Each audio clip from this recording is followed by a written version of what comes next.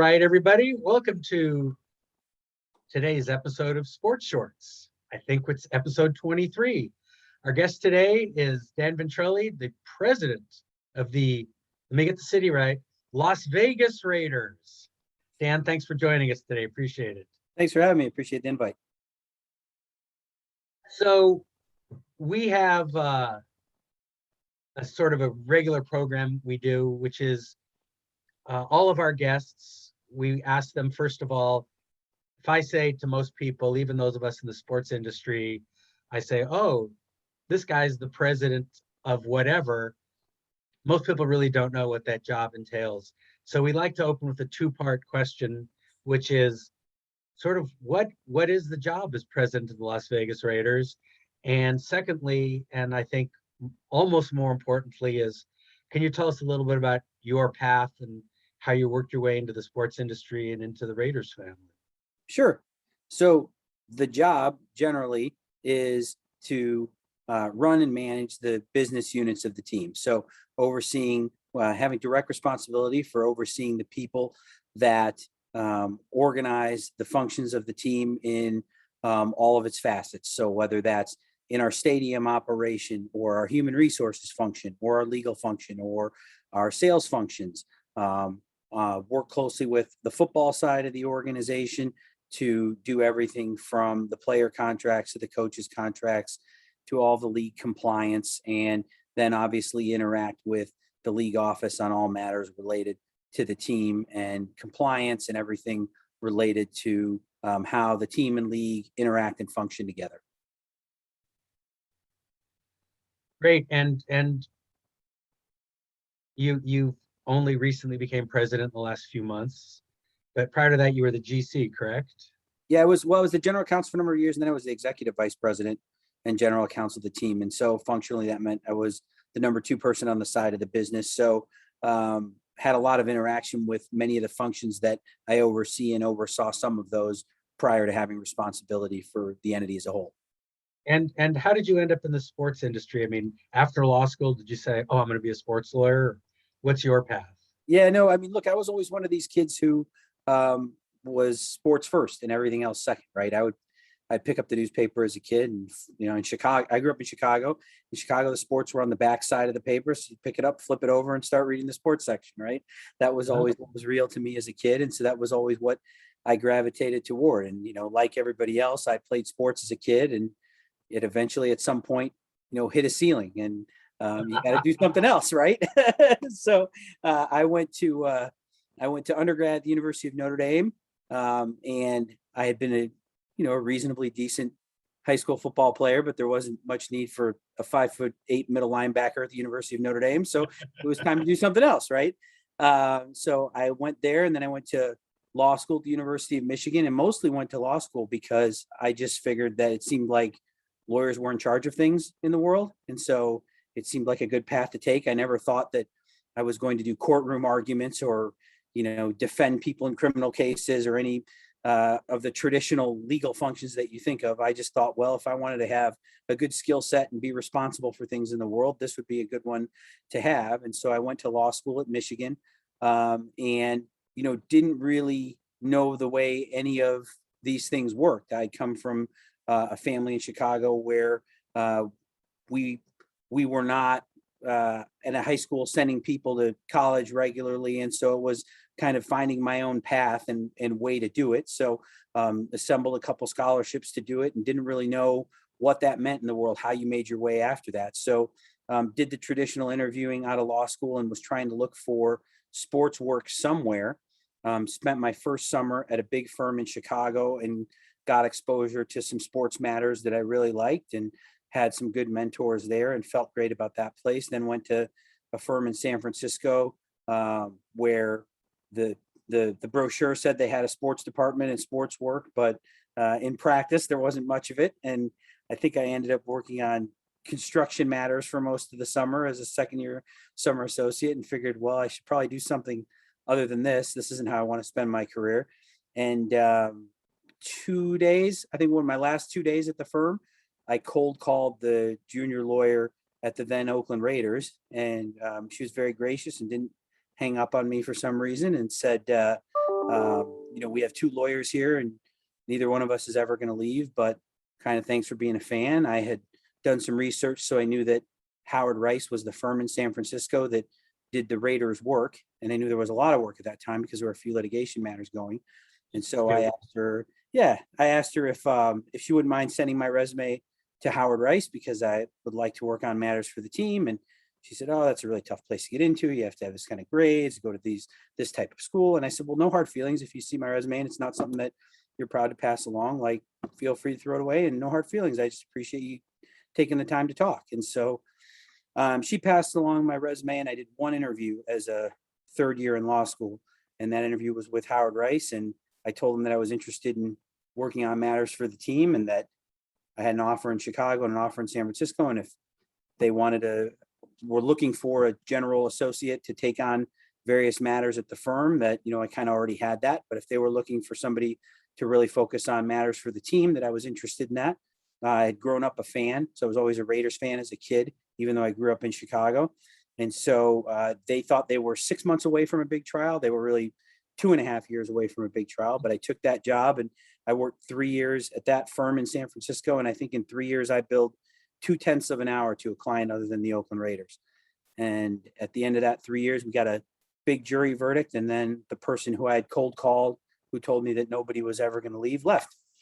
And when she left, I got a call on a Saturday morning, and they didn't post the job or conduct a search. They offered me the job on a Saturday morning, and I took the job as the junior lawyer at the team and kind of slowly worked my way up in the organization and assumed more responsibility as I proved I could handle things capably, and went from doing things like sponsorship agreements and looking over insurance claims and software licenses or whatever else walked in the door, to negotiating coaches contracts, negotiating players contracts, being involved on the commercial side of the business. And then we had a pretty significant restructure about 8 years ago. And at that point was when I became the executive vice president of the team, and then spent a lot of time on the stadium development here. And then the role just grew from there. So you've just opened up a whole can of worms of questions I can ask. But since this is a sports related program, I have 2 sports questions that I have to ask you. Okay. Number 1, Cubs or Sox? Well, I said I was from Chicago, so that should have answered the question. When you grow up in Chicago, you hear that there are White Sox fans in Chicago, but I say they're like a stegosaurus. Like, you heard that they existed at one time. You could read about them in a book, but I've never seen one in real life. So I'm a Cub fan and will always be a Cub fan, and I don't even acknowledge that the other side of town exists. I like that answer. When I grew up here in LA, but my father was from Chicago. And when I first said I loved baseball, he said, "Son," put that hand on my shoulder and cursed me for life as a Cubs fan.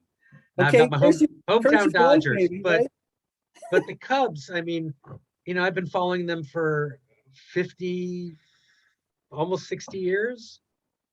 So, all I can say is I have 2016. I'm good. That's right.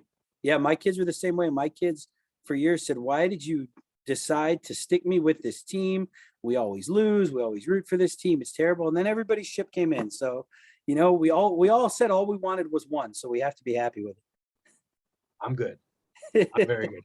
And the second question is, you went to Notre Dame. What's the sense? Coach Kelly really going to LSU?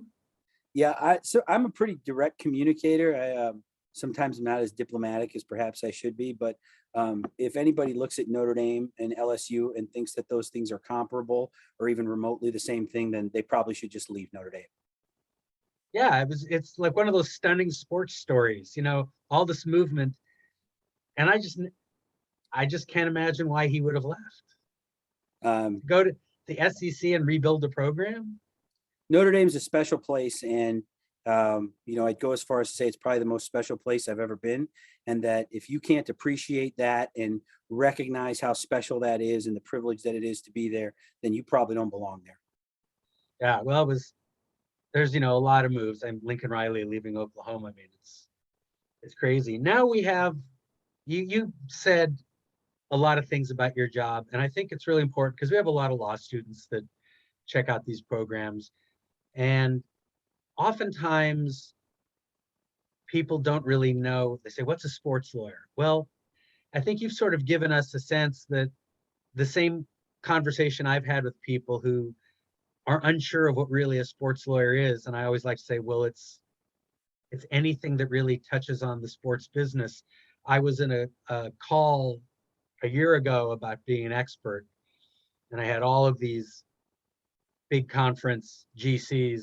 And of course, I had to give them my SLA pitch, which I will get to at some point in this conversation. And I said, yeah, you should join, for all these reasons. And one of the lawyers on the phone said, I didn't even know I was a sports lawyer. And I said, yeah, well, you represent a conference, and yeah, that makes you one. But when you're talking about all the things that you did, I want to touch for a minute on the element of your job around stadium development, because it's, having cut my teeth many, many, many moons ago as a construction lawyer, the process of building anything, whether it's a remodel on a single family home to a multi-billion-dollar stadium, there are so many moving parts that begin with just getting the rights to be able to build what you want to build on a parcel that's most unlikely not zoned. So can you walk us through some of any war stories you have on the development of your amazing stadium? And before this conversation, we were talking audience. And if you haven't seen it, it's a spectacular stadium. But what's most striking about it is because everything in Las Vegas is so oversized. Of all the stadiums I've seen all across this country, you're driving up Interstate 15 and you see the stadium, but you also see these giant hotels, and it's like scale. It's the only stadium I've ever seen that appears to actually be in scale to its surroundings, which is a whole wild concept in and of itself. But can you walk us through some of the process there? Sure. Yeah. I mean, I think that unlike a traditional project that you're talking about, whether it's a house remodel or anything else, there's a lot on the front end that needs to be done in order for the idea to even become a reality with a stadium. And so, for us, that meant, and for everybody, it means in some capacity, forming some kind of public-private partnership. And for ours, it began at something that was called a Tourism and Infrastructure Committee that was established by then Governor Sandoval in Nevada.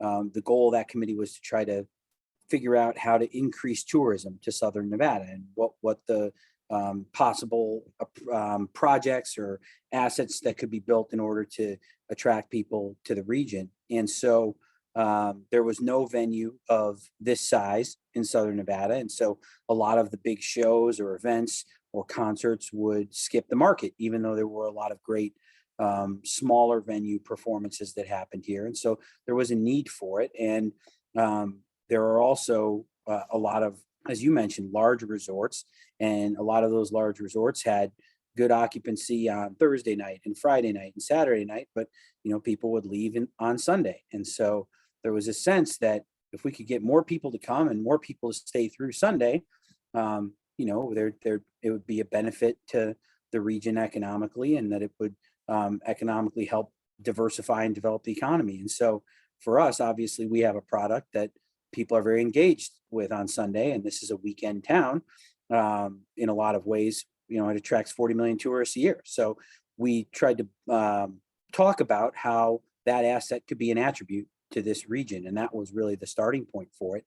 And so we talked to that committee, and then put together, with the help of the folks on that committee, a piece of legislation that was passed through the Nevada legislature in 2016 that put a 0.88% tax on each room night on the Strip and in a little distance from it, which resulted in, there are 150,000 hotel rooms in Nevada. So that incremental amount, adding, $1.50 or whatever it is to your hotel room, created the ability to bond $750 million that was contributed to the construction of the stadium. So for us, that created the ability to put together a plan that was able to have the project materialize. And it was a unique thing to this market because, although some could argue that the money was public, it really imposed no burden on the public's taxpayers here.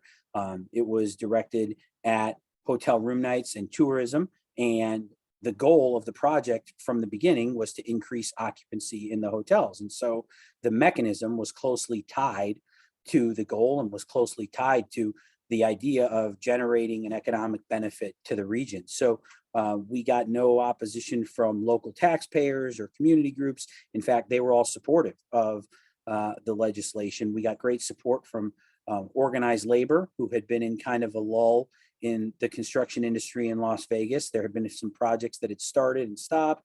And so organized labor was very supportive of having a large scale construction project that could put people back to work who needed it. And so there was this alignment of constituencies that supported the legislation that then turned the project into a reality. And then it became more of the traditional construction project that you're talking about, where you're in the process of getting contractors and materials and construction managers and all of that. But really the heavy lifting is on the front end to try to put together the plan that makes the idea a reality. And I think most importantly, when it was first being bandied about in the press about the Raiders making a move, and having spent, 18 years working hand in glove with the National Football League in my Fox Sports days, what were the hurdles like with the league for getting approval to move to Las Vegas? Because I remember having arguments with the broadcast people about, the picture of dogs playing cards. We couldn't have that in a promo because it was gambling and gambling was out. So Yeah. that must have been a whole other process, just getting the league to buy in. Yeah, I mean, the conversation was never about gambling. I mean, we were mindful of the fact that the market had to be a good market for the team and for the league. So that was really the starting point. And really it was, for lack of a better term, like educating the league, the other constituents at the league, the other owners about the market. I mean, many people hadn't realized the breadth and diversity of the market here. So we did a lot of work on what the market looked like and what the business community and climate were like here. We did a lot of work on the way the population had grown. We did a lot of work on presenting what the diverse economic opportunities were in Southern Nevada generally. And we encouraged people to visit. And when people visited who hadn't been to Las Vegas in a long time, they realized it was a lot more cosmopolitan. It was a lot bigger, it was a lot more developed. It was a lot more diverse than they had remembered it 15, 20 years ago.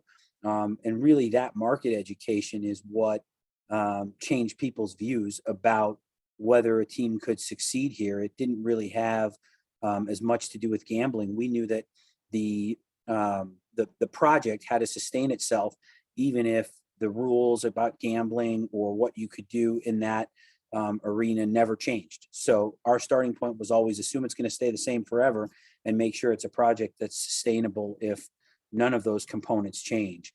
To do that, we obviously had to demonstrate that this market could support the team and that it was a good situation for the team and the league. But we also had to demonstrate that we did everything possible to make it work in our former market. And so we were very thorough about that and went through all of the steps required to exhaust every opportunity in that market and then demonstrate why this market would be a good place for the team and the league. I think there was no doubt, anecdotally, from someone that's been following that team since my undergraduate days in the early 1970s at Berkeley, and following that team when they moved to LA, back to Oakland. The one thing I have to anecdotally say, I never had a doubt that the Raider fans would travel wherever. Did that really happen? Or is it, because it seems like the same people are showing up in Vegas that would have gone to Oakland to the games. Yeah, very loyal fan base. No, we're very appreciative and love our fans. We know that they're the best fans in the world, and you're exactly right. We get fans from Northern California, we get fans from Southern California, and both of those fan groups have stuck with us and been present here in Las Vegas, and they travel to see the team and always have, and they create a great presence in that building, and they've kind of meshed with the great fans from this local community and created a very special environment in that building on game day. And have you found that that's helped attract any local sponsors for the team? The passion of the Raider fan?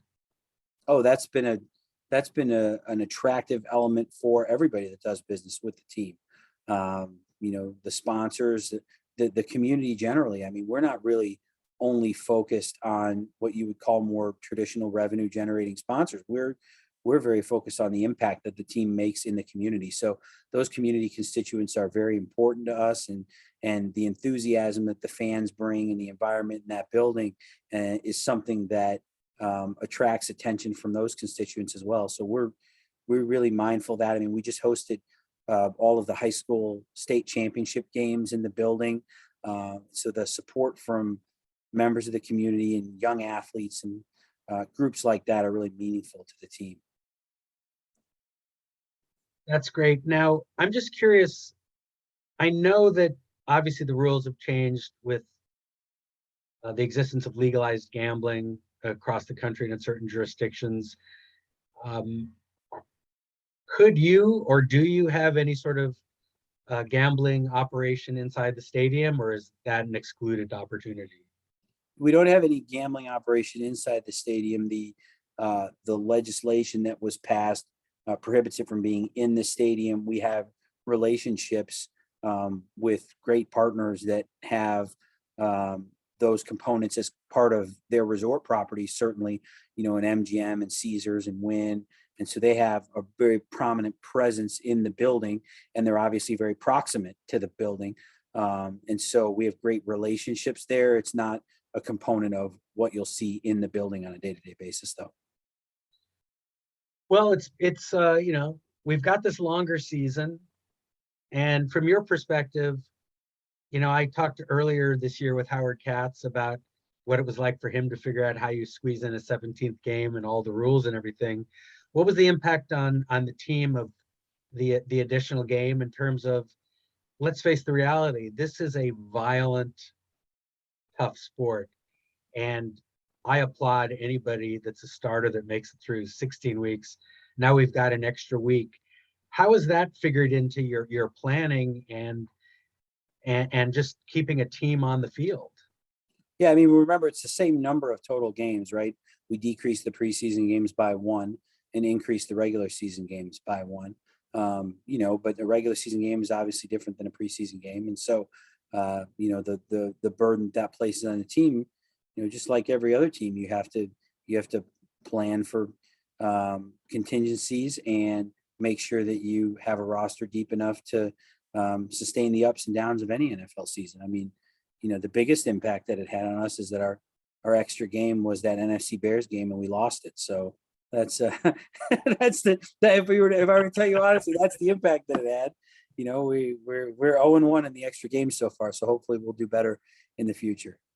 Yeah, and you also were you involved at all in the your team's agreement to be the Hard Knocks team this year? So we did it last year. Last year, I mean, yeah. And there was a league rule that was passed that gave the league the ability to mandate it if nobody volunteered to do it. And so, as my kids would say, we were voluntold to do it. And it was an experience for sure. Well, I thought it was. I mean, I love the Hard Knocks series, and seeing inside the team was great. What's next? Is there more development? When you decided to go to Vegas, were there thoughts of trying to have one compound where you had the stadium and a practice facility, or was that just not practical, which is why you guys are out in Henderson? Yeah, no, it's a good question. I mean, we were mindful of a couple things. We were mindful of the fact that we're very intentional about where that stadium is. There were a lot of ideas that were thrown about by people who were involved, both on the municipal end and on the like private business end, who had very strong views about where the stadium should be. But we were always the mindset that if it was going to be here and be successful, it had to be part of the most vibrant area of the town. So it had to be connected with the strip somehow. It had to be adjacent to it or contiguous with it. And so we were very mindful of the fact that putting it where it is gave people the opportunity to have a great experience, to be at the resort properties, walk over the Hacienda Bridge to the game, be able to walk back. It creates a lot of efficiencies because it's accessible from the west, the north, and the south without ever interacting with the strip. So if you're driving in, those are easy ways to get there. If you're walking in or at the resort properties, you can walk over from those resort properties. So we knew that was special, right? We knew that that location made it a special situation. But the idea of putting the practice facility there too, didn't make as much sense because all the same reasons that the excitement and the enthusiasm and the crowds and the just gatherings that happen around there made the stadium great, right? Made a day-to-day business operation probably not where you wanted it to be. But we also knew that, right, Henderson's a great community. It's a residential community where a lot of our employees and staff and even the players have made their homes. And so having the ability to have a community like that, where you can have the practice facility, the place people go to work every day, be so convenient and close to their homes, and be able to be really part of a local community that's trying to develop and diversify and create new opportunities.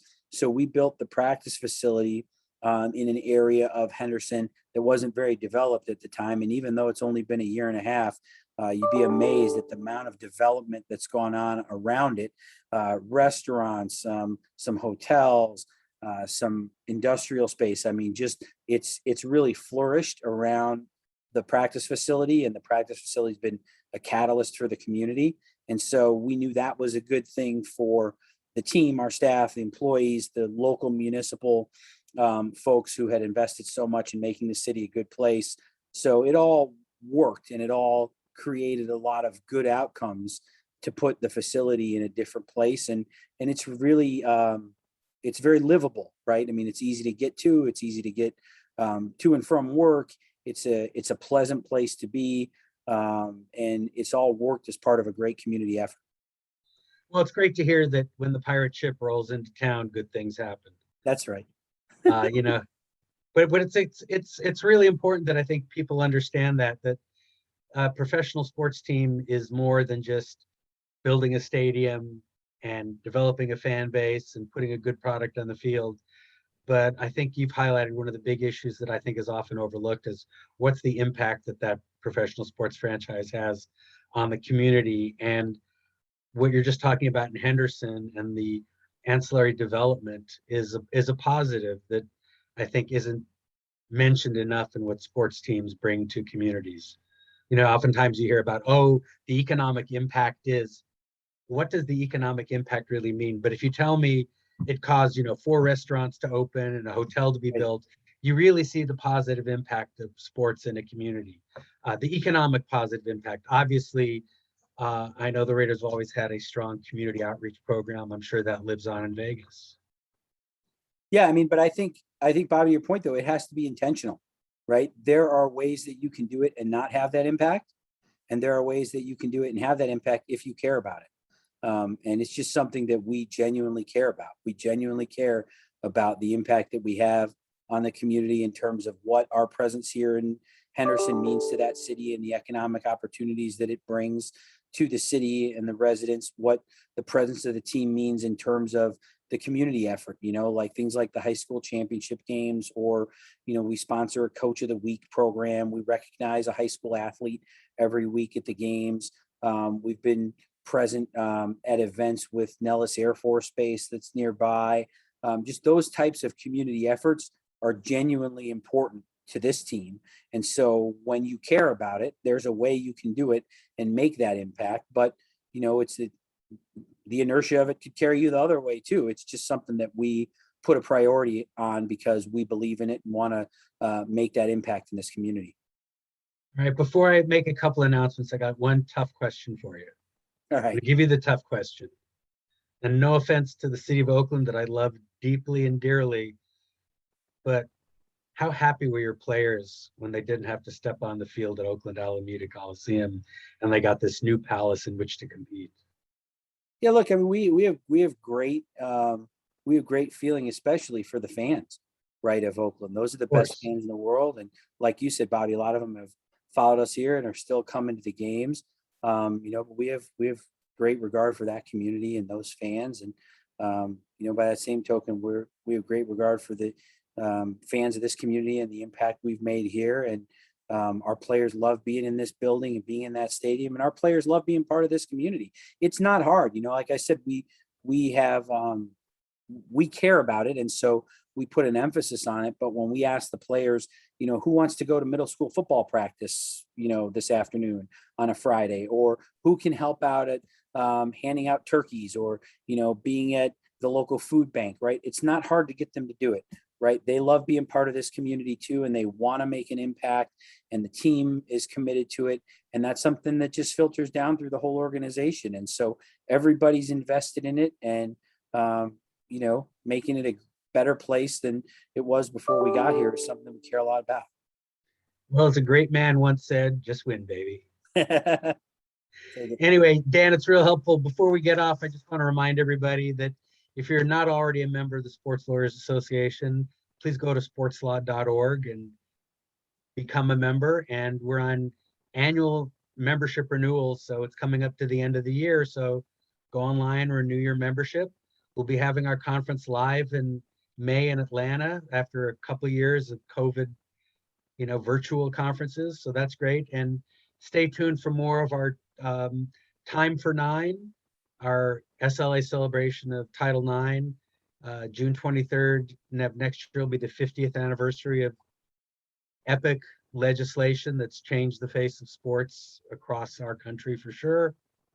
And we just had a program today, and most of our programs are archivable on our YouTube channel. So stay in touch, learn more. Dan, seriously, thanks so much for taking the time. I know you're a busy man. Really appreciate it. And all my best to you and the Raiders family for the rest of this season and beyond. And glad you found a good home in Vegas. Thanks for having me. I appreciate it. Enjoy talking with you. All right. We'll see you all soon. See you in a couple of weeks, everybody. Thanks.